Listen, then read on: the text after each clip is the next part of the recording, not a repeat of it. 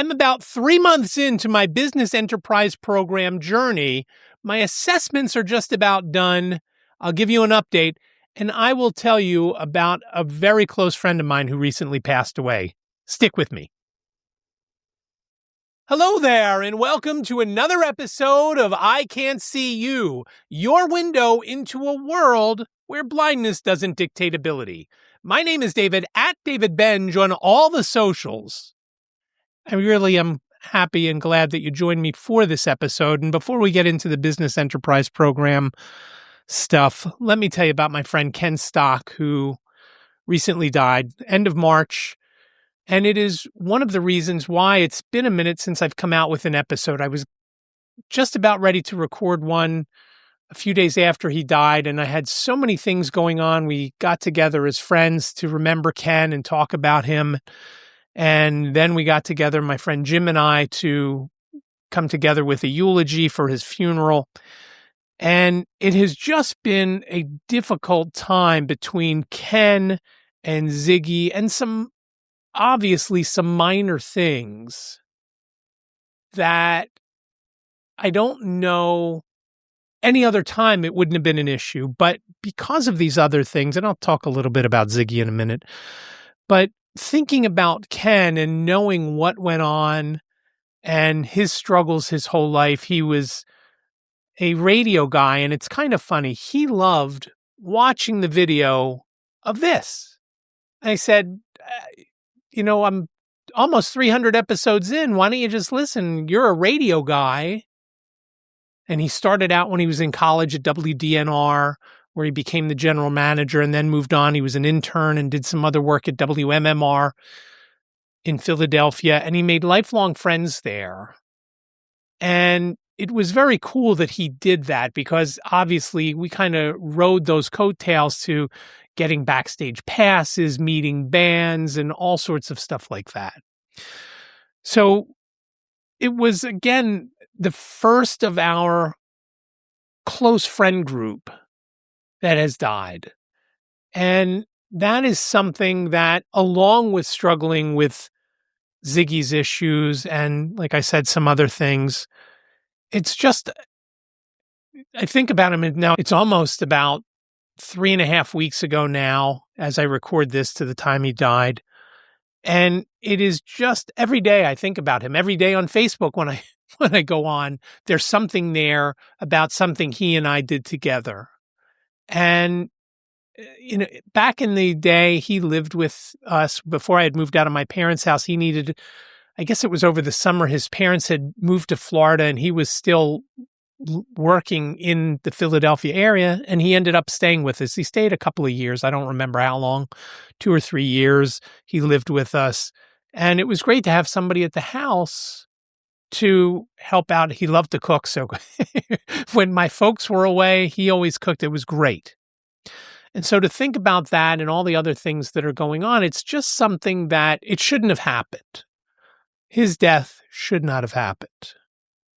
And that's I think the thing that we're all kind of angry about. I know at the funeral, it was sad. And then I started thinking about it and I thought, we shouldn't be here. This shouldn't have happened. But it did.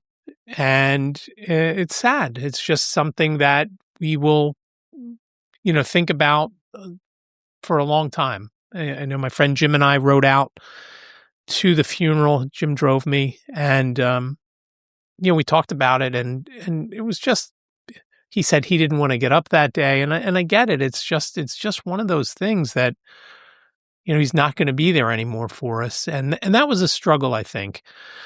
And then on top with Ziggy with the lymphoma, and we went to a treatment today, and he couldn't have the treatment today because his white blood count was too low and his platelet count was too low. So we have to go back on Monday. And it kind of throws our schedule off. He was going every Wednesday. So if he can have it on Monday, then we'll wait until the following Wednesday to do more treatment. And we, again, as I said in the last episode when I talked about it, we know what's coming. And Jane asked me tonight, how long do you think he has? I said, well, the initial prognosis was 12 to 16 months, and that was in January. And there's been hiccups like this where he's had to skip it or miss a treatment for a week or two. And I'm no doctor. And unlike Ken, I didn't play one on TV because he did a lot of background acting. He played a cop. He played a doctor. He did all sorts of cool things. Jurassic World, Planet of the Apes, NCIS New Orleans, American Horror Story, American Horror Show, whatever that show was called. A whole bunch of different things shot down in New Orleans where he lived. And so I said to her, I said, I don't know how that will affect it, but if you're in that 12 to 16 month range and then you have these hiccups, I would imagine that's going to shorten it. And I, from the beginning, believed we'd be happy to get a good year out of it. And we can see some things where he's not being his golden menace self, where he's walking slowly. And so we'll see how it goes with that. But that on top of, like I said, some other things, Liz said to me on Easter, she said, I think I'm going to have a nervous breakdown. I said, why? I said, what now? And our refrigerator had gone bad. And our refrigerator is only 4.5 years old. So here's a tip. Don't buy Samsung. And it's when we bought that fridge, we thought, okay, this is the last fridge we're going to buy for here. We weren't planning to stay here for a super long time, but we expected it to last for a while. So now I cringe with some of the other items that we've purchased. We've replaced every appliance in the kitchen once, and now the fridge twice. We have a new one coming next week. And, we bought, and we have brand new dryers about 10 feet behind me on the other side of that wall, washer and dryer, that is LG. And the repair guy that came out to look at the fridge said, I would stay away from Samsung and LG. Parts are expensive. And the problem is when you fix something, and Samsung may have replaced the compressor because it was still under warranty, but they would have charged us for that. And that's no guarantee that nothing else would go wrong because we've already replaced the ice maker once, and about 8 months later, it went bad again. So what are the odds that something else would go wrong? We're starting fresh. I bought the extended warranty. It was the easiest. It was the easiest sale that guy had, Luke, at National Appliance Warehouse had, because of what we've gone through with this fridge. $250. That is less than what we paid for the ice maker. We paid about $500 all told with the ice maker between the service call and then purchasing the ice maker and then the other service call to put the ice maker in. So again, about $500. So $250 to cover it for 6 years. If anything goes wrong, it's a no-brainer for me. So just again, nothing towards the scope of Ken's death or Ziggy's illness, but it's just the poke in the eye after the other things that have happened. We threw out hundreds, probably $500 or $600 worth of stuff from the fridge because it all went bad. So just all sorts of costs with that. And again, just frustrating over Easter to deal with that. And to be now for 2 weeks, going on 2 weeks without a big fridge. We have a smaller fridge in our basement here, just behind me on the other side of the wall to my left. And we have a dorm fridge in our kitchen right now where we have the important stuff like berries and tomatoes and things that Ziggy eats like that. So we're looking forward to the new fridge next week, but all of it together, it's just one thing after another. And that's, I think, where Liz's issue was. And it is, it's just one thing after another. The main thing I wanted to talk about, and it kind of plays into this, is the Business Enterprise Program. And I've talked about it before, but just as a refresher, the Business Enterprise Program came about in 1936 with the Randolph-Shepard Act, and that allows blind vendors to operate in federal buildings, IRS, Social Security, and so forth. Now, each state has what they call a mini Randolph Shepherd. In Pennsylvania, it's available in some state buildings and things like that. In some states, in Ohio, for example, it's uh, it's available for business owners to have vending units on state schools. Ohio State, I just can't imagine having having vending machines around a big campus like that. So it's a little bit different in each state. There's the primary is the federal and state office buildings, but again, in each state, there's a little more, a little less.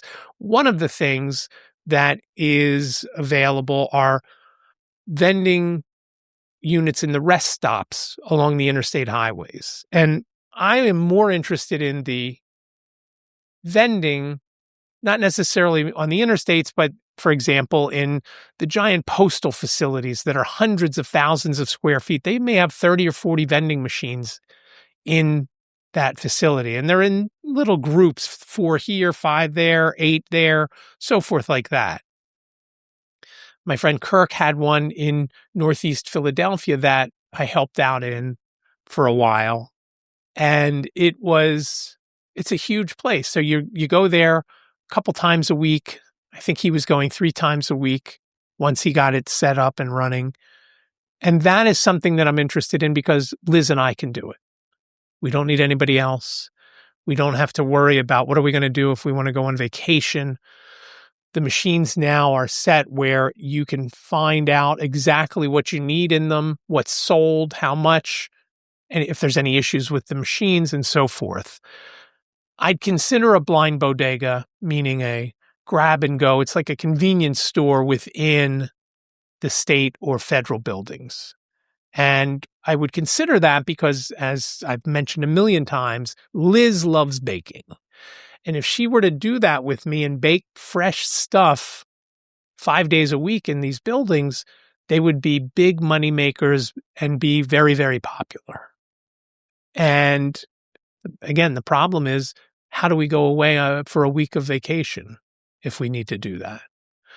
So this is all things that down the road will hopefully be answered once I get through the assessment period. And that's what I've been doing since the end of December. I had the first call in between Christmas and New Year's Day. So since the end of 2025, things have started with this. And it starts with these various assessments. There are 4 different main assessments. One is computer skills. I kind of think I have the computer skills, but I don't know. So I had to go get that taken care of. I went to CBVI in Chester, where ironically, I got some computer training a few times. So I'm familiar with them. They're familiar with me. We were able to do the assessment on a Mac because that's what I use primarily. And I use VoiceOver, not all the time, but I can switch between VoiceOver and Zoom on the screen. That went well. And again, no issues. Another one of the assessments is orientation and mobility. What is that, you're asking? And orientation and mobility is, how do I get around? I'm blind. I use a cane.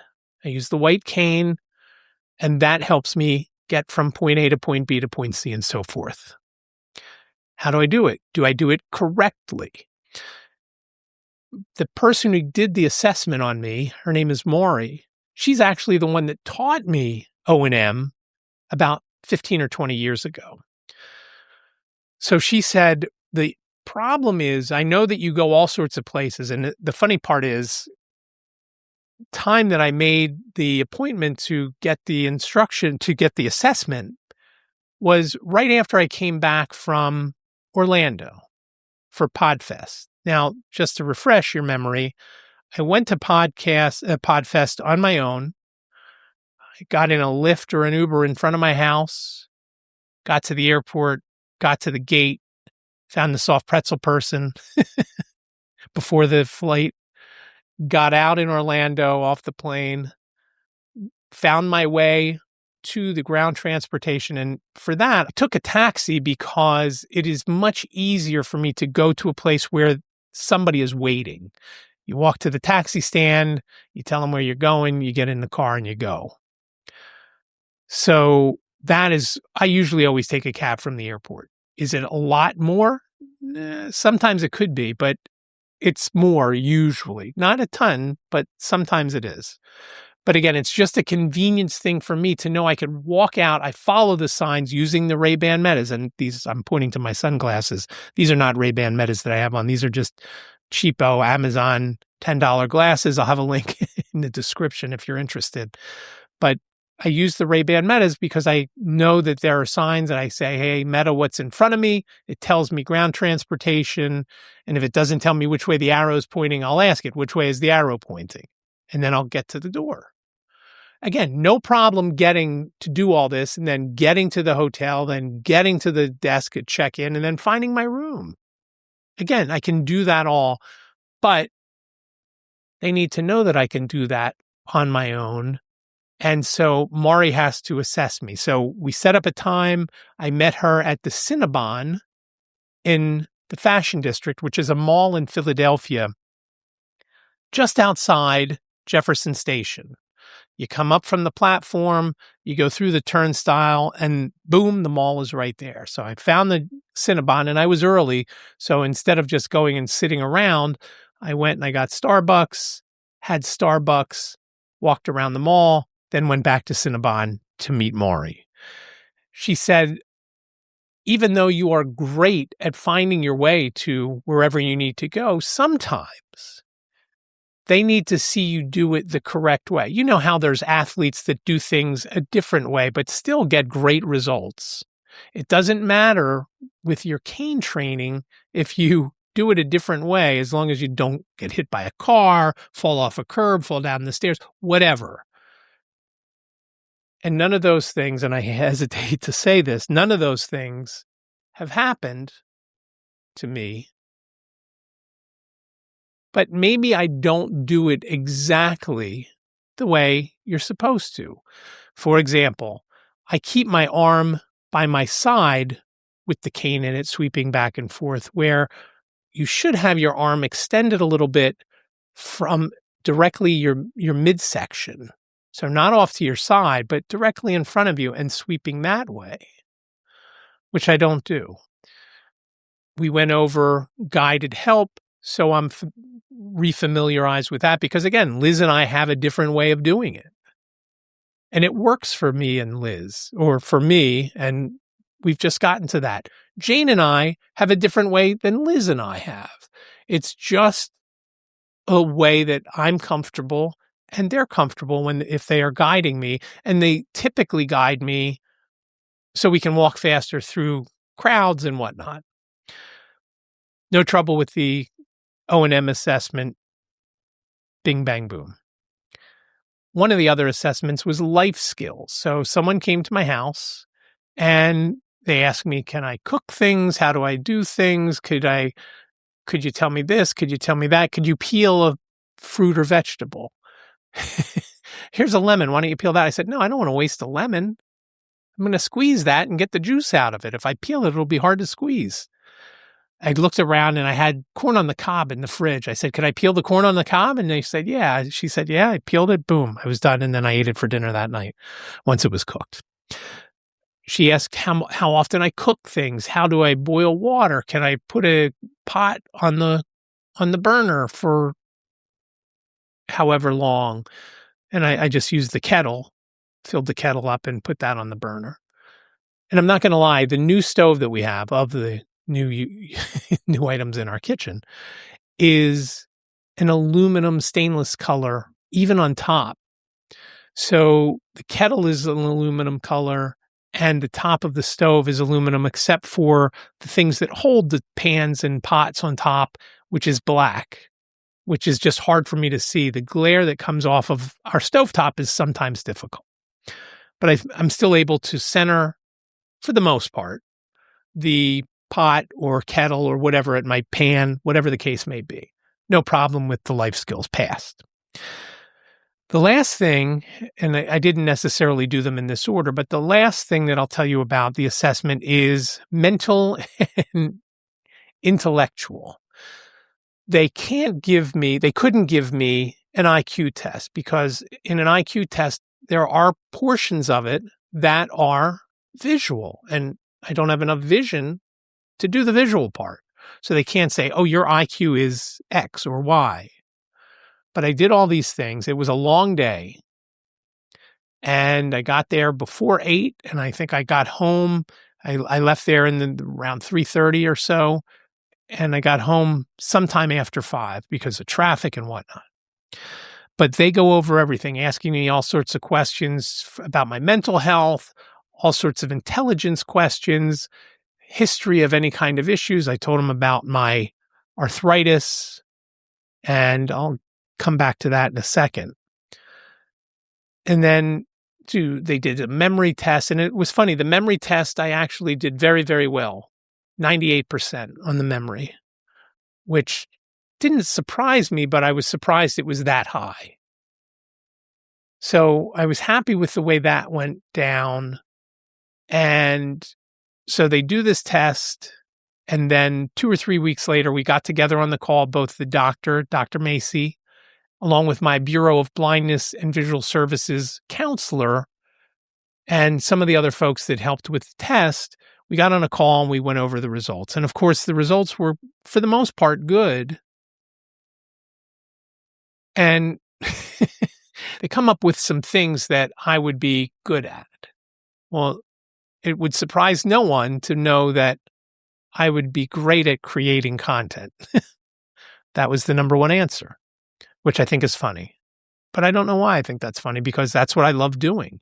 Every time I do a podcast episode, whether it's I Can't See You, White Canes Connect, or when I do Federation Focus for the NFBA on YouTube, I love doing that. I love doing it. I love editing it. I love producing it. I love everything about it.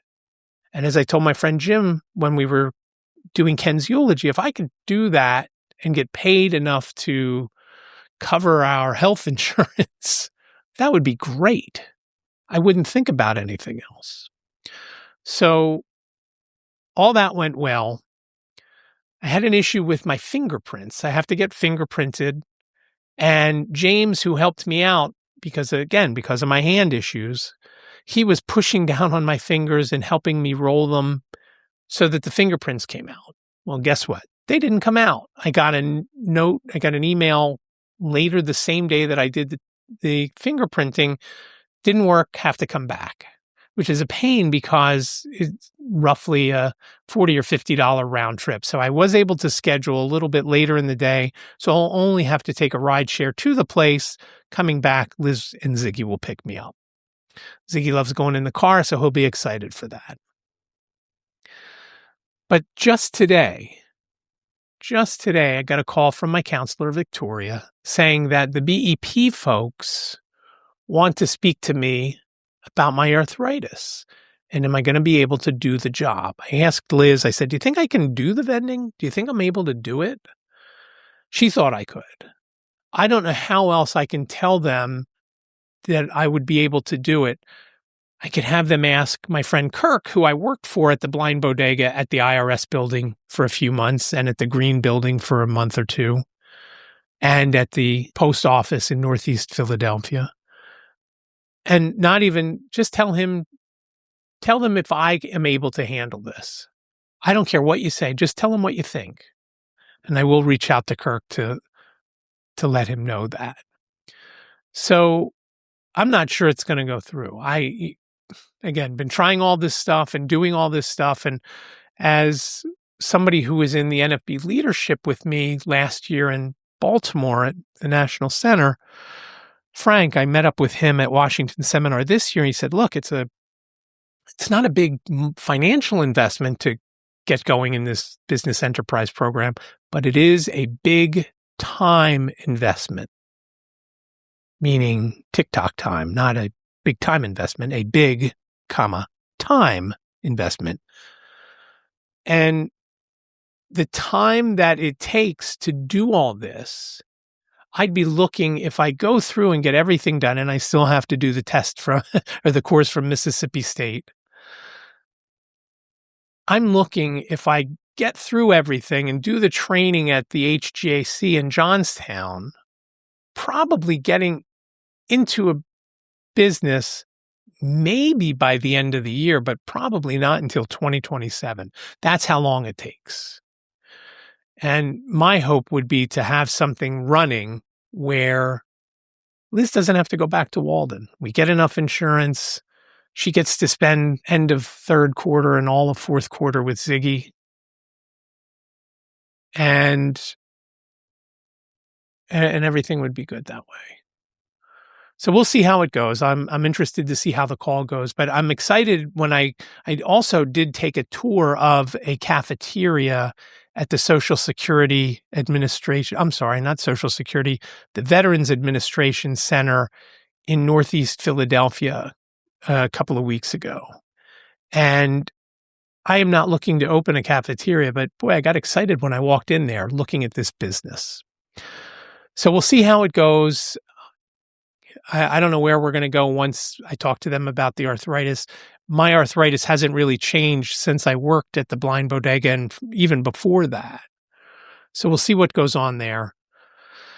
I am excited for it, but again, I don't know how do you do it when you want to go on vacation. Don't tell me I have to hire employees because I don't want employees. I've been there, done that. They steal, they cheat. I'm sorry if you're an employee. I'm not saying specifically you steal and cheat, but a lot of the ones that I had at Salon Supplies and Interiors and some of the ones that I had at the West Coast Video, they did that. Or just wasted materials or just didn't show up for work. You know what happens when somebody doesn't show up for work? I got to work. And you can't go on a vacation wondering if somebody's going to show up or not show up. So that's where it stands with the BEP. Again, vending is my preferred, but I would consider doing a Blind Bodega, again, because Liz loves to bake. And that would be an outstanding thing. And the two of us could do that. So we'll see where we go. That is all I have for this episode of I Can't See You. We're still approaching episode 300. This is episode 297.